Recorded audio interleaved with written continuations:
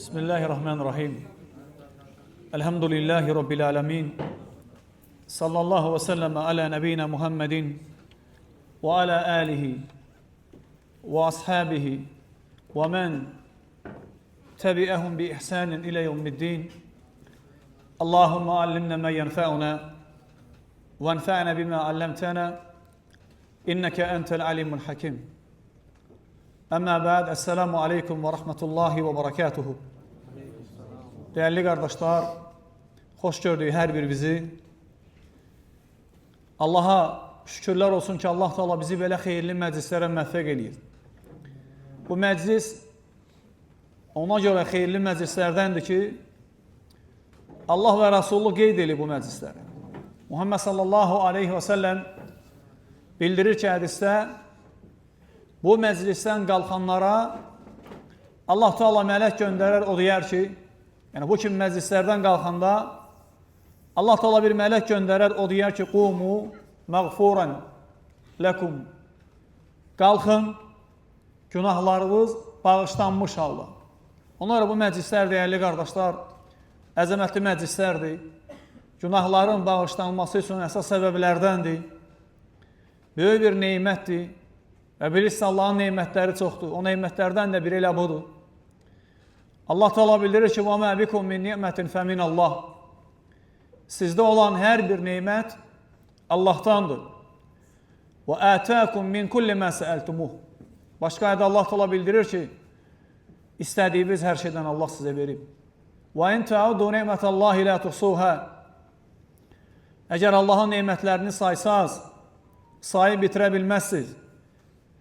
Təsəvvür edin, Allah Teala o qədər neymət verib ki, bildirib ki, yəni saymaq istəsən, saya bilməzsən, heç özünü yorma. Ona görə bizlərin üzərinə düşən Allaha şükür eləməkdir. Allaha həmd eləyib, sənalar eləyib, ibadətləri artırmaqdır ki, Allah da bizə artırsın.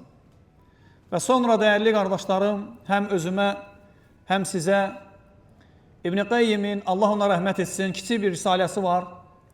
Oradan bir mövzu oxumaq istəyirəm. Risalə hər bir müsəlmana nəsihət adlı bir risalədir. Və risalətun ilə kulli muslim, hər bir müsəlmana yazılmış bir məktub və ya nəsihət mənasında olan kiçik bir risalədir. İlk öncə Allahdan istəyirəm ki, Allah Teala bizi həmçinin eşidənlərin hər birini bu risalə ilə faydalandırsın. Çünki əzəmətli faydalar var. İbn-i Qayyim buyurur ki, risaləni başlayanda deyir ki, Bismillahirrahmanirrahim. Mərhəmətli, rəhəmli Allahın adı ilə.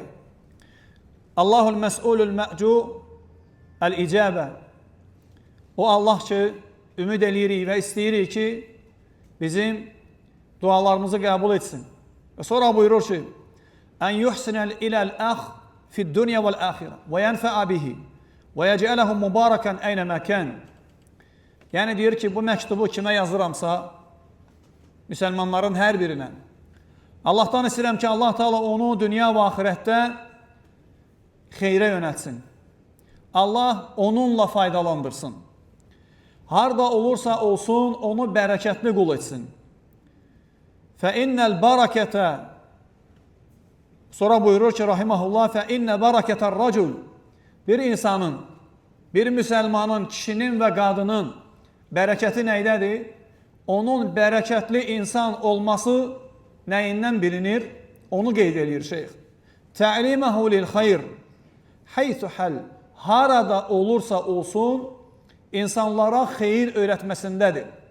Əgər bilmək istəyirsənsə, bir insan bərəkətli insandır, xeyirli insandır, o zaman baxırıq, insanlara xeyir öyrədirmi? İnsanlara faydalı bir kəsdirmi? Və nushuhu likulli mən ictəməə bihi.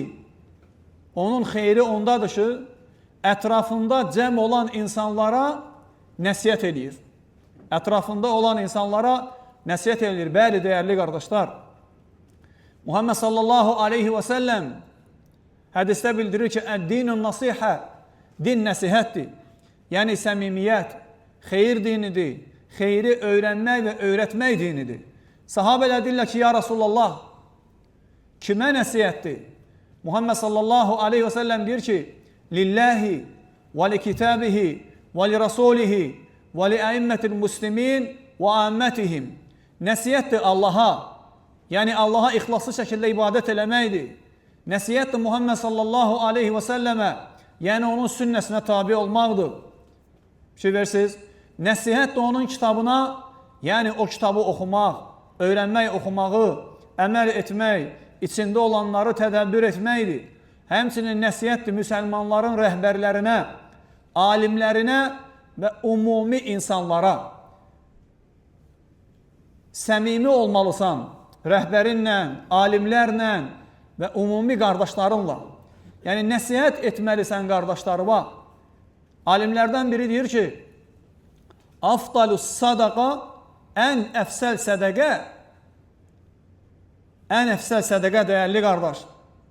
Ən əfsəl sədəqə tə'limu cahil, cahili öyrətmək, bir bilməyəni dinini öyrətmək və iqazu qafil, qəflətdə Allahın zikrindən, Allahın dinindən qəflətdə olan birisini Allahın zikrinə, dininə yönətməklə o qəflətdən onu oyadmaqdır.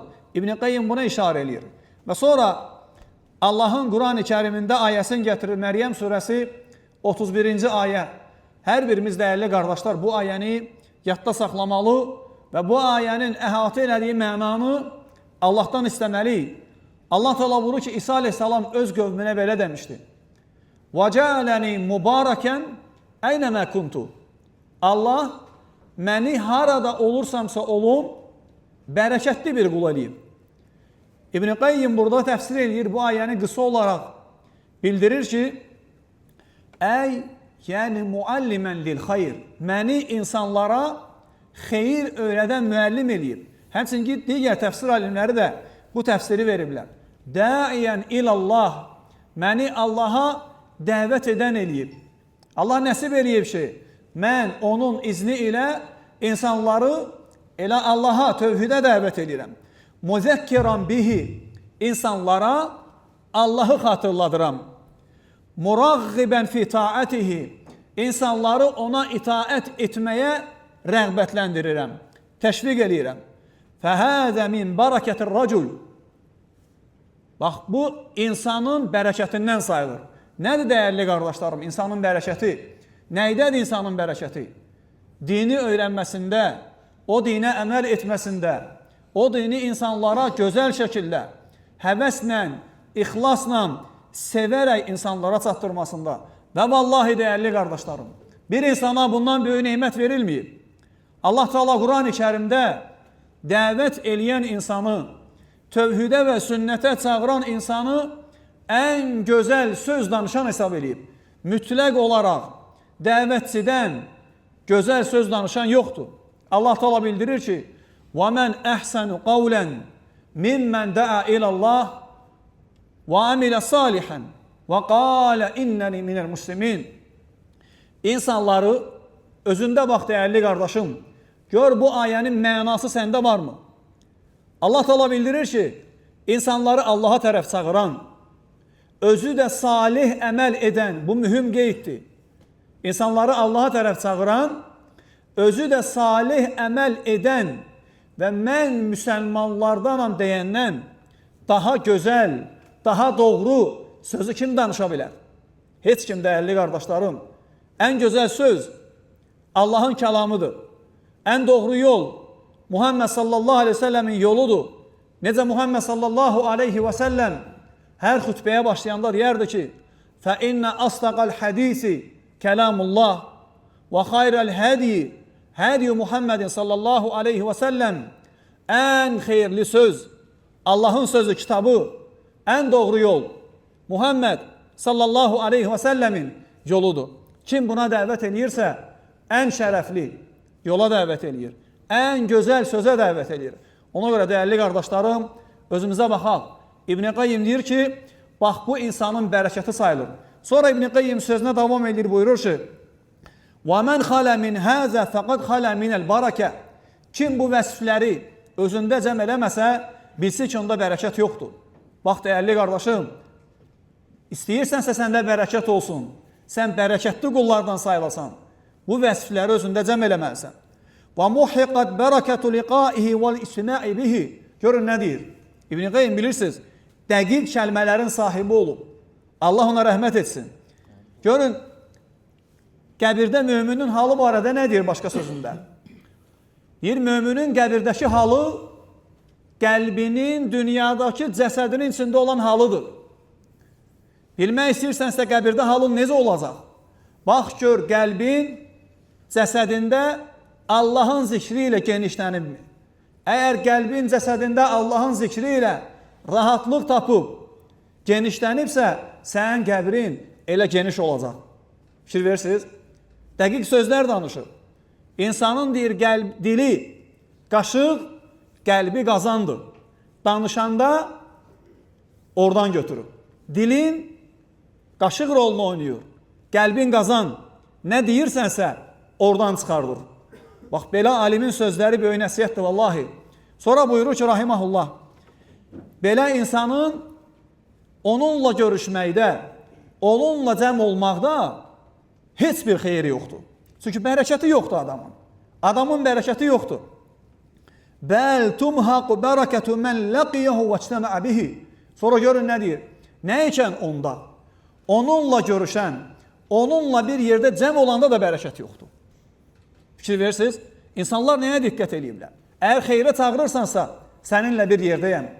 Əgər xeyr əhli deyirsənsə, nə səninlə bir yerdə deyiləm, əgər səninlə bir yerdə olsam, məndə də bərəkət yoxdur.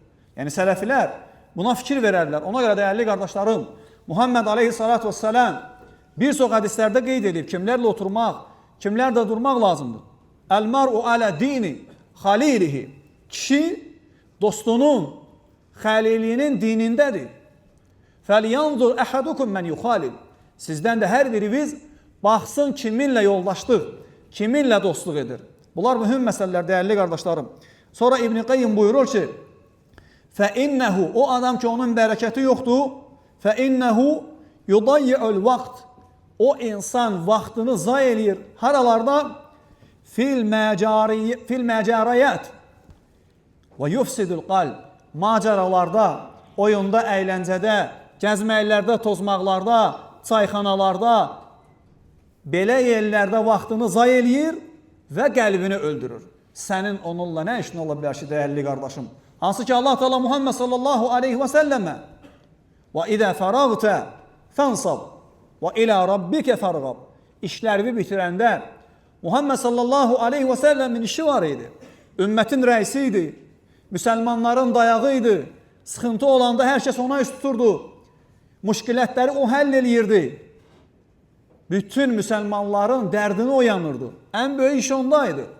Allah ona belə deyir ki, işlərini qutaranda o zamanki işini bitirdin, Allah üçün çalış. Şeyx Səd edir ki, nəydə çalış?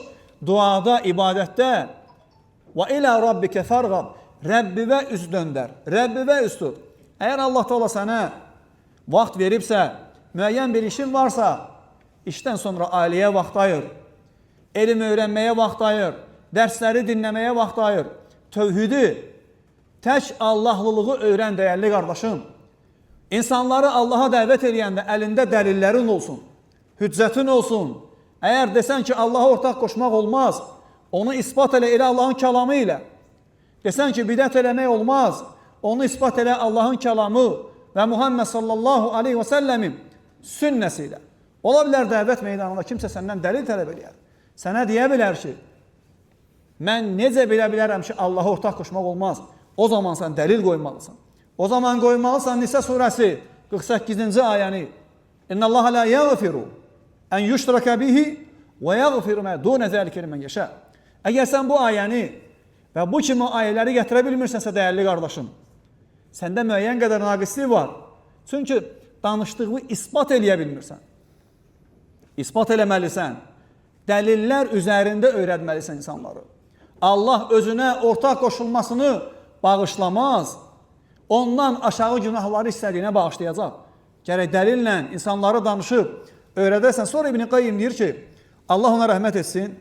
Və kullu afətin tədxulə aləl abdi fəsəbəbuhə daya'ul qalb. Qulun başına gələn müsibətlərin Hər birisi qəlbinin fəsad olmasından, zay olmasından irəli gəlir. Və fəsadul qalb, qəlbin də fəsad olması yaudu bidayal haqqihi min Allah. Allahın haqqını zay etdiyinə görə gəlir. Niyə qəlb zay olur? Qəlb fəsad olur. İnsan Allahın haqqını yerinə yetirmədiyinə görə. Muhammed sallallahu aleyhi və səlləm sahabəyə sual verir. Ya Muaz, ey Muaz, ətədri mə haqqullahi aləl ibad? Sən bilirsənmi Allahın qullar üzərində olan haqqı nədir? Və mə haqqul ibadi alallah. Qulların Allah üzərində olan haqqı nədir? Fikir verirsiniz. Allahın bir haqqı var dəyərli qardaşlarım. O haqqı yerinə yetirmək lazımdır. Tövhidlə ona ibadət eləmək, Muhammed sallallahu aleyhi və səlləmin sünnəsi ilə ona ibadət eləmək, fərzləri vaxtında yerinə yetirmək, qadağalardan çəkinmək və o qadağa əmirləri yerinə yetirib, qadağalardan çəkinərək sevib və təzimlə etmək lazımdır. Sevgi ilə, tənbəlliyi ilə, münafiqlər kimi deyil, möminlər kimi, Abu Bakr, Ömər, Osman, Əli kimi, Abdullah ibn Übey ibn Səlul kimi deyil, İslamı sevənlər, İslamı ucaldanlar kimi, İslamı alçalmağa çalışanlar kimi deyil, tövhid əhli kimi Allaha ibadət eləmək lazımdır. Ona görə dəyərli qardaşlarım, qəlbin fəsad olmasının əsas səbəbi Allahın haqqını ödəməməkdir. Həmçin buyurur ki, bu səbəbdən də qulun Allah qatında əmirləri yerinə yetirmədiyinə görə Allah qatında dərəcəsi azalır. Allah qatında onun dərəcəsi, mənzili aşağı düşür. Sonra buyurur ki, bəzi şeyxlərimiz belə nəsiyyət eləyərdilər. Baxın, dəyərli qardaşlarım, hər birimizin həyatında mühüm məsələləri nəsiyyət edir şeyx. Buyurur ki, İhdəru muxalatata mən tudi'u muxalatata əl-vaqt. O kəslərlə dostluq eləməkdən, qaynayıb qarışmaqdan uzaq olun ki, onlarla qaynayıb qarışanda vaxtını zay eləyirsən. Sənin vaxtın zay olur. Və tufsidul qalb, onlarla bir yerdə olanda qəlbin ölür. Fə innəhu mətə da'al vaqt, nə vaxt ki, sənin vaxtın zay olur, fəsədəl qalb, qəlbin zay olur, qəlbin fəsad olur. İnfaratat aləl abdi umuruhu kulluha. Bu səbəbdən də bütün işlərin bərbad olur. Allah Teala səndən bərəkəti götürür. Allah Teala səndən xeyri götürür. Baxın, görün İbn Qayyim Allahın hansı ayəsini gətirir dəyərli qardaşlarım? Allah Teala buyurur ki, Kəhf surəsi 28-ci ayədə Və la tuti mən əğfəlnə qalbəhu an zikrinə və təbəə həvəhu və kənə əmruhu furuta. Fikir verin. Allah Teala buyurur ki, qəlbini bizi zikr etməkdən qafil etdiyimiz, qəlbini bizi zikr etməkdən qafil etdiyimiz, öz havasının istəyinə tabi olan, işində heç bir səmərəsi olmayan bir kimsəyə itaət etmə, tabi olma. Bu ayədən əvvəlki ayəyə baxsaz, Allah Teala nəyi nəsiyyət edəndən sonra bunu deyir. Vasbir nəfsək mə'əllədinə yəd'unə rabbəhum. Allah Teala buyurur ki, vasbir nəfsəkə mə'əllədinə yəd'unə rabbəhum bil-qadəti vəl-əşiyyə yuridunə vəcəhə. Gecə, gündüz, səhər, axşam Rəbbivin razılığını diləyərək ondan qorxanlar ilə, ona ibadət eləyib, itaət eləyənlər ilə özünü səbirli apar. Deməli, kimlərlə bir yerdə olmağı tövsiyə edir Allah Teala? Allaha ibadət eləyən, səhər, axşam Allaha dua eləyən, əmirləri yerinə yetirib qadağalarından çəkinən xeyir əhli ilə bir yerdə ol. Və sonra bu ayələrdən sonra Allah Teala bildirir ki, وَلَا تَعْدُ عَيْنَاكَ عَنْهُمْ تُرِيدُ زِينَةَ الْحَيَاةِ الدُّنْيَا. Dünya həyatına meyl eləyib nəzərlərvi onlardan, Allahdan qorxanlardan çəkmə. Sonra bu ayənidir, qeyd elədiyimiz ayəni. Qəlbini bizim zikrimizdən qafil etdiyimiz, öz havasına tabi olan, işində heç bir səmərəsi olmayana itaət etmə. Həqiqətən də belə dəyərli qardaşlarım, sən Allahdan qorxmayanlarla oturub dursan, sən içənlərlə, sən çəkənlərlə, sən zina eləyənlərlə, sən oğurluq eləyənlər ilə, sən haram eləyənlər ilə gecə, gündüz Allahın hədlərini, hududlarını tapdalayanlarla bir yerdə olsan, səndə iman öləcək. Sən də onlarla bir yerdə olacaqsan. Çünki Muhammed sallallahu aleyhi və səlləm nə deyir? Kişi dostunun dinindədir. Sən də onun kimi batilə qərq olub gedəcəksən. İman artır və azalır. İnnəməl mu'minunəl-ləzīnə izə zükirəllahu vəcilət qulubuhum və izə tuliyət əyətuhu və izə tuliyət aleyhim əyətuhu zədəthum imanən və alə rabbihim yetəvəkkəlun. Möminlər yalnız dəyərli qardaşım, özünə bax. Möminlər yalnız o kəslərdir ki, Allah xatırladılanda onların qəlbləri titriyir. Yəni Allahdan qorxurlar. Allahın ayələri onlara oxunanda imanları artır. Əhl-i sünnənin etiqadına görə iman artır və azalır. Artır və azalır. Artır Allaha itaətlər ilə, azalır asiliklər ilə. Nə qədər sən itaət eləsən imanın artacaq. Nə qədər asilik eləsən imanın azalacaq. İmanının azalmasının ən böyük səbəblərindən biri Allahdan qorxmayanlarla bir yerdə olmağındır. Sən necə ola bilər bir məclisdə içki içilir və o məclis lənətlənib. Sən orada oturursan. Hansı imanı daşıyırsan dəyərli qardaşım? Axı o sənin məclisin deyil. Sənin məclisin o məclisdir ki, orada Allah və Rasulü anılır. Allah və Rasulü xatırlanır. Sən orada olmalısan. Əks halda sən oranı tərk eləməlisən. Bəzilərdə mən dəvət eləyirəm. Əlinə rumkanı götürüb, Allah canını sağ eləsin, pis günümüz belə keçsin deyənlər ilə oturub, mən onları dəvət edirəm deyirsənsə, bil ki, dəyərli qardaşım, ən böyük qəflətin içindəsən, lakin şeytan sənə dəvət adı ilə bəziyib. Olmaz. Sən oranı tərk eləməlisən. Bəla gələr, sən də onlarla bir yerdə məhv olarsan, qərq olarsan bəlanın içində. Ona görə dəyərli qardaşlarım, necə İbn Qayyim, Allah ona rəhmət etsin, danışır dəvətdən, qulun bərəkətindən. Bərəkətli olması nədir əsas? Dəvət aparması. Dəvət də dəyərli qardaşların mühüm bir vəzifədir. Necə qardaş qeyd elədi? Dəvət Rasulların vəzifəsidir. Allah Teala Muhammed sallallahu aleyhi və səlləmə Quran-ı Kərimdə bir çox yerdə əmr eləyir. Dəvət apar. Allah Teala bildirir ki, Quran-ı Kərimdə Allah Teala bildirir ki, وَلْتَكُمْ مِنْكُمْ أُمَّةٌ يَدْعُونَ إِلَى الْخَيْرِ وَيَأْمُرُونَ بِالْمَعْرُوفِ وَيَنْهَوْنَ عَنِ الْمُنْكَرِ وَأُولَٰئِكَ هُمُ الْمُفْلِحُونَ. Qoy sizin içinizdən insanları yaxşılığa, yəni tövhüdə, tək Allaha ibadət etməyə və sonra digər yaxşılıqlara dəvət edən, pislikdən, şirkdən, yəni və sonra başqa pisliklərdən çəkindirən kəslər olsun. O kəslər nicat tapan kəslərdir. Dəvət, dəyərli qardaşlarım, Rasulların yoludur. Və dəvətin sonu əgər Quran və sünnə üzərində olarsa, nicatdır. Baxın, dəyərli qardaşlar, bu insanlar, bu qardaşlar necə hidayət olub? Dəvət edənlərin dəvəti sayəsində. Ona görə sən də dəvət apar, sən də dəvət elə. Muhammed sallallahu aleyhi və səlləm hədisdə bildirir ki, Əd-dəllu aləl-xayr kəfəilihi. Xeyrə səbəb olan insan onu etmiş kimidir. Sən nə qədər insan dəvət etsən, o insanlar namaz qılsa, oruç tutsa, Allahı zikr eləsə, sən onu dəvət etdiyinə görə savab qazanırsan, onun savablarından azalmadan Allah sənə savablar nəsib eləyəcək. Muhammed sallallahu aleyhi və səlləm möminlərin əmri Əli radiyallahu anh göndərəndə Xeybər günü nə deyir? Ləən yəhdiyəllahu bikə raculən vahidən xayrun ləkə min humurun nəəm. Əgər Allah sənin səbəbin ilə bir insana hidayət verərsə, o sənin üçün dünya malından, yəni dəvələr deyir, dünya malından daha xeyirlidir.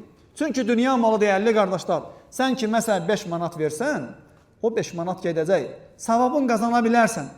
Lakin sən ki məsəl la ilahə illallah öyrətsən, sən ki məsəl zikr öyrətsən, namaz öyrətsən, oruc öyrətsən, valideyni itaət öyrətsən, Allaha qulluq öyrətsən, bil ki onun savabı burada da axirətdə də sənə gələcək. Ona dəvət mühümdür dəyərli qardaşlar. Ud'u ilə səbil rabbik. Başqa ayda Allah Teala deyir ki, Rəbbinin yoluna dəvət apar. Lakin dəvət necə olmalıdır dəyərli qardaşlar? Ud'u ilə səbil rabbik bil hikmə vəl məvizatil həsənə. Rəbbinin yoluna dəvət apar hikmət və gözəl söhbətlə. Dəvətdə səbirli olmaq, tələsməmək, düzgün yerdən başlamaq, insanları tək Allaha ibadət eləməyə dəvət eləmək. Ola bilər hansısa münkər görərsən, hansısa şəriətə müxalif əməl görə bilərsən. Lakin dərhal ondan başlama. Sən tək Allaha ibadət eləməyə dəvətdən başla. Allah da sənin dəvətə bərəkət verəcək. Ne üçün? Çünki Muhammed sallallahu aleyhi ve sellem və bütün peyğəmbərlər bundan başlayıb. Və sən də bu dəvəti apar. Demə ki, məsələn, mən bilmirəm. Demə ki, bilmirəm, elmim azdır. Yəni, sən az elminlə əgər ixlaslı olsan, çox elmi olub, ixlassız olanlardan daha böyük fayda verə bilərsən.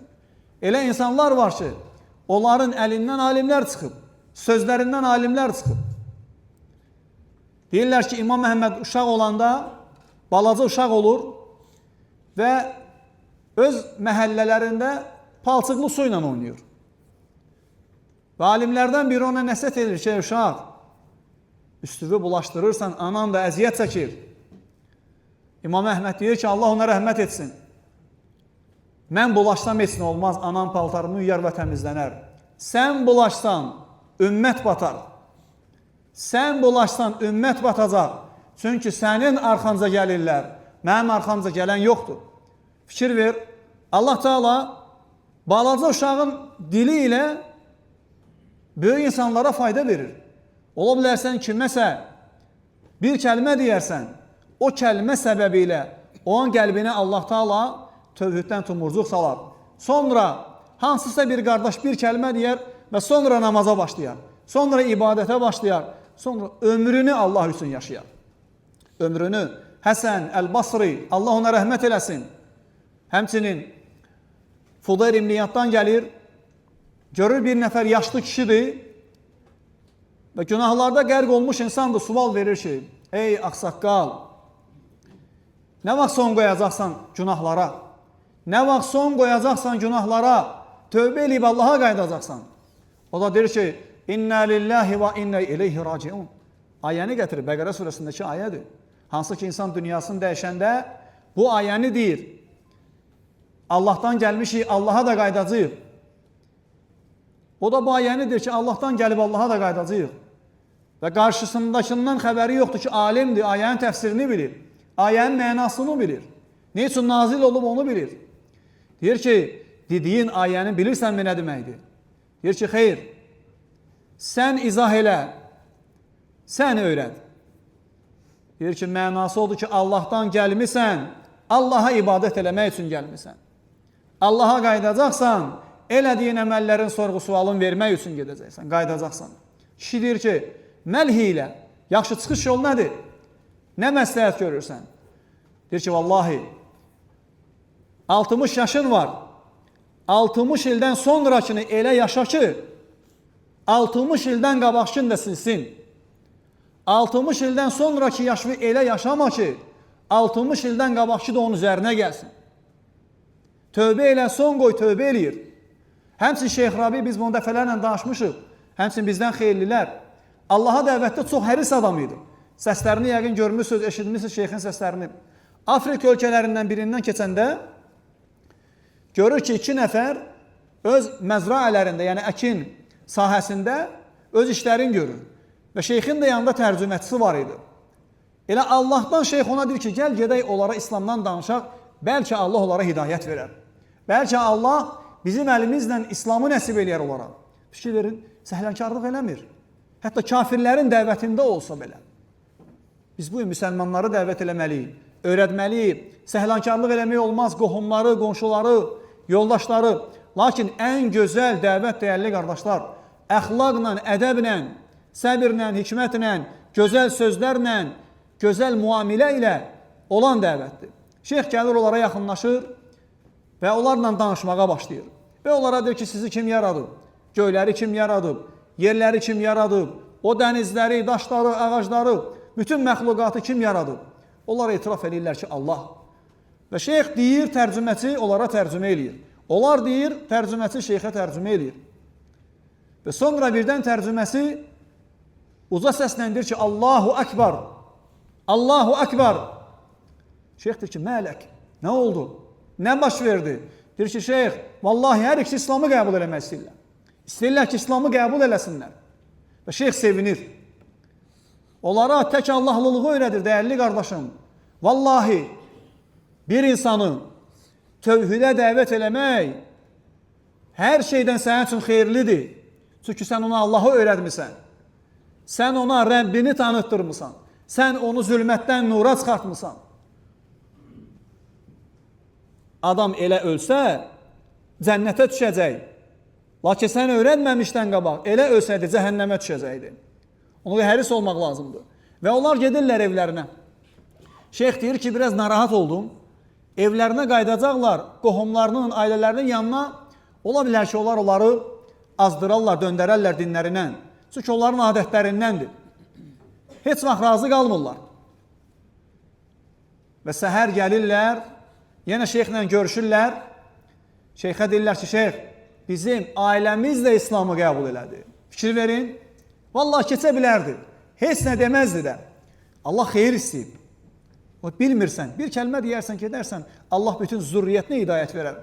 Əsas səndə ixlas olsa, ixlaslı olsan, Allah üçün etsən. Deyirlər ki, şeyx bizə gözəl adlar ver. Və şeyx bilirsiniz hansı adları verir?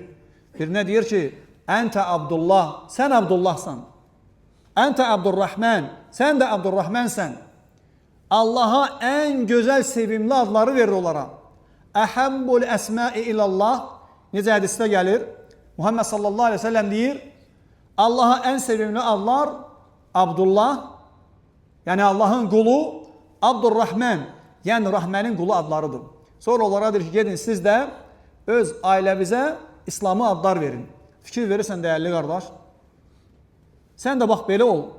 Bugün bizim gördüyümüz tələbələr, dəvətçilər, Allah onların hər birisindən razı olsun. Allah onların qədəmlərini sabit etsin. Bugün mən və sən onların səmərələri, onların bəhrələri, bəzi insanlar elə ki, onlar neyiniyib? Yəni ki, neyiniyiblər ki? Mən də dəvət eləyirəm də, mənim də asıl xeyrim var. Ola bilər, dəvət eləyirsən, sənin də müəyyən məqamlarda xeyrin var. Lakin o deyil də, dəyərli qardaş. O deyil.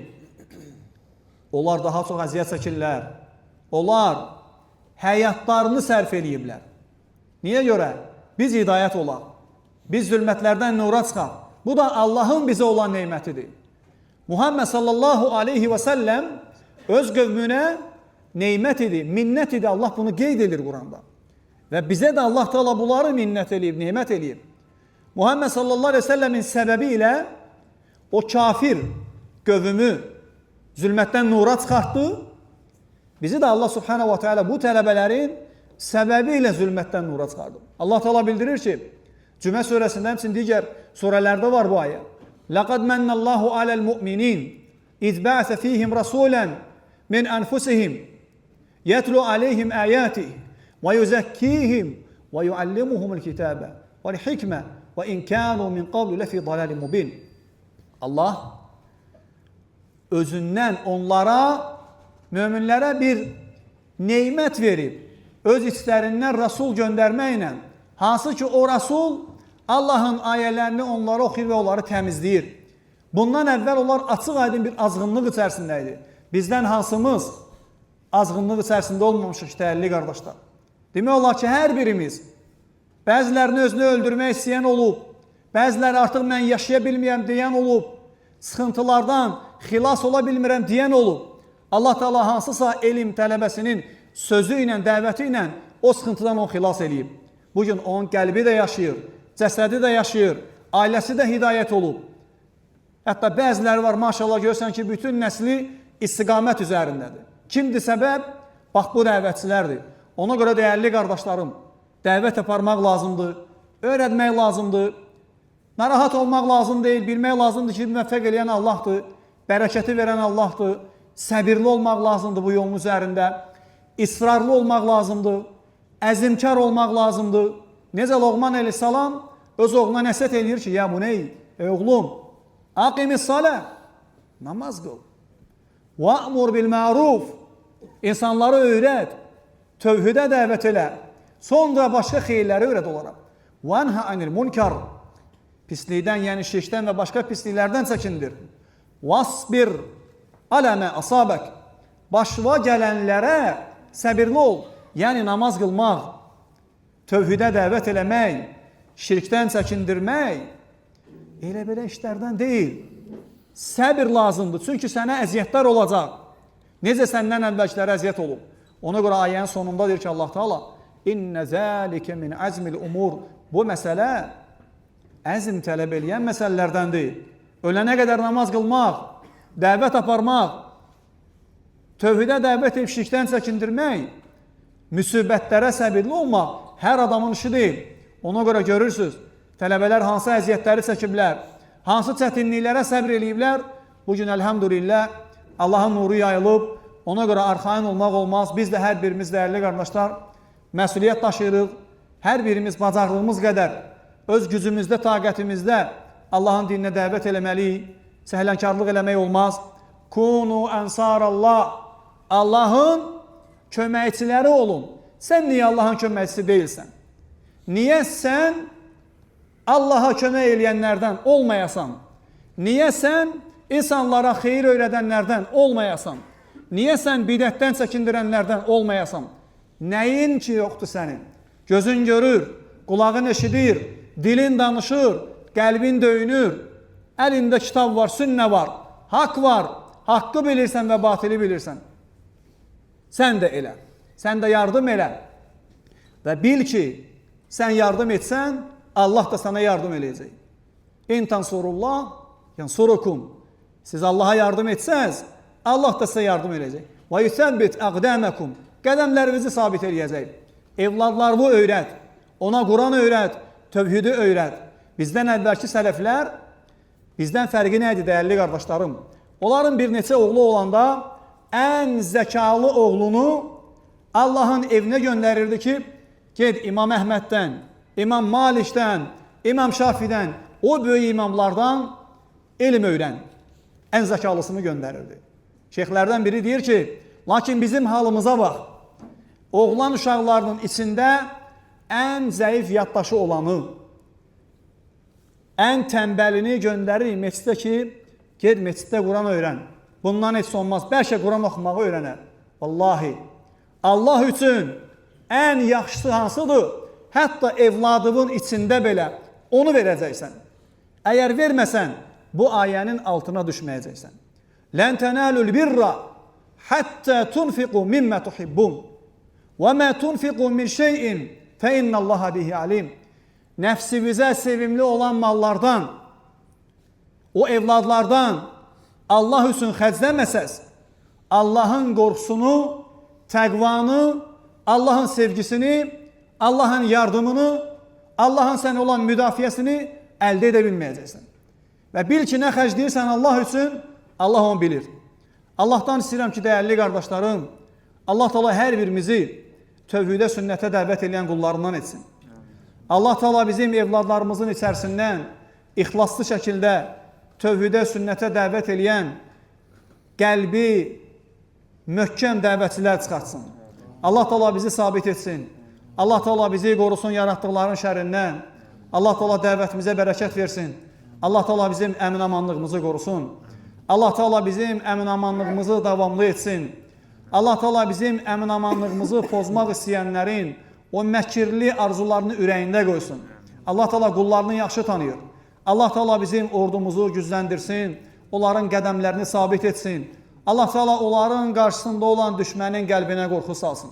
Allah Teala onların qəlbinə qorxu salsın, bizim ölkəmizə heç bir hilə və məkir qura bilməsinlər. Allah Teala bizim ölkəmizin rəhbərini qorusun. Onu özünün sevib, seçdiyi, razı qaldığı əməllərə yönətsin. Onun verdiyi qərarlarda Allah Subhanahu wa Ta'ala hər birisində haqqa isabət eləməyi nəsib etsin. Allah Teala bizim qardaşlığımızı möhkəmləndirsin. Allah Teala bizim qəlblərimizi bir-birinə sevdirsin. Allah Teala bizi bir-birinə nifrət edən deyil, bir-birinə kin bəsləyən deyil, bir-birini Allahın rızası üçün sevən, bir-birində xəta görəndə ona gözəl şəkildə, səmimi şəkildə, Qurana, sünnətə uyğun nəsihət edən qullarından etsin. Bütün xeyirlər Allahdandır, xətaların hər birisi bizim nəfsimizdən və şeytandandır. أقول ما سمعتم وأستغفر الله لي ولكم ولسائر المسلمين من كل ذنب فاستغفروه إنه هو الغفور الرحيم.